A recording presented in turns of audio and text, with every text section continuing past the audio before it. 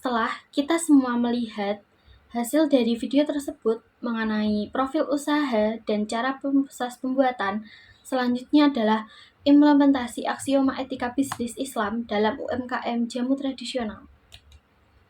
Yang pertama, ada unity, kesatuan.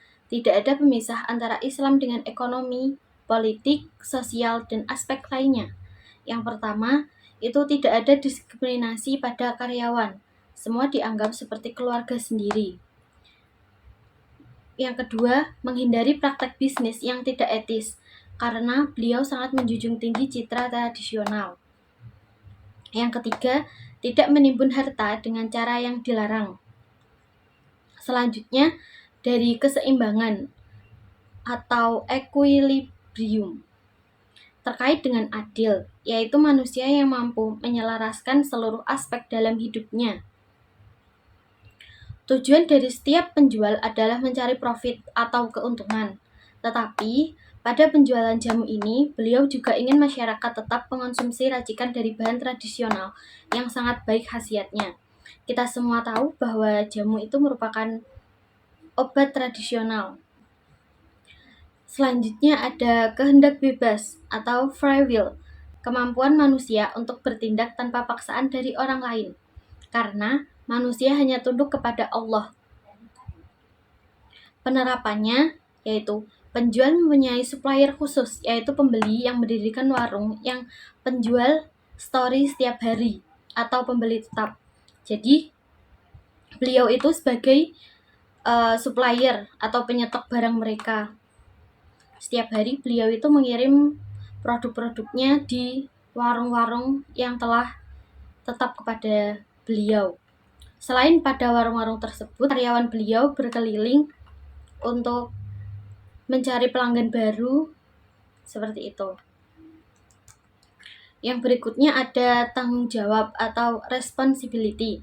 Manusia sebagai ciptaan Allah harus mempertanggungjawabkan tindakannya. Yang pertama, pedagang menggunakan bahan yang baik dan thayyib. Dari video tersebut, kita semua tahu bahwa bahan yang digunakan adalah bahan-bahan tradisional. Dan saya sangat meyakini bahwa bahan-bahan yang digunakan adalah barang-barang yang thayyib atau baik.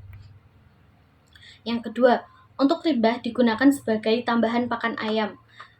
Selain sebagai penjual jamu, beliau juga menernak ayam.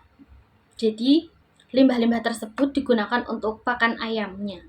Yang ketiga, gaji karyawan sesuai dan selalu tepat waktu. Berhubung karyawan beliau itu warga daerah situ sendiri, jadi gajinya itu sesuai dan selalu tepat waktu yang diberikan kepada karyawan-karyawannya.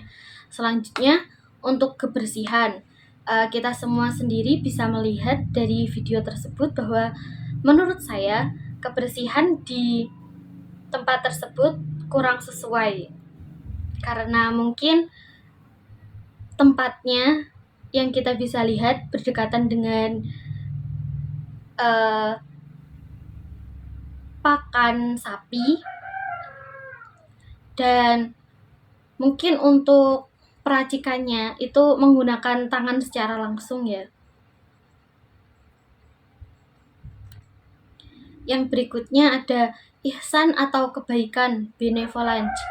Seseorang melakukan kegiatan yang menguntungkan orang lain, padahal kegiatan tersebut bukan kewajiban.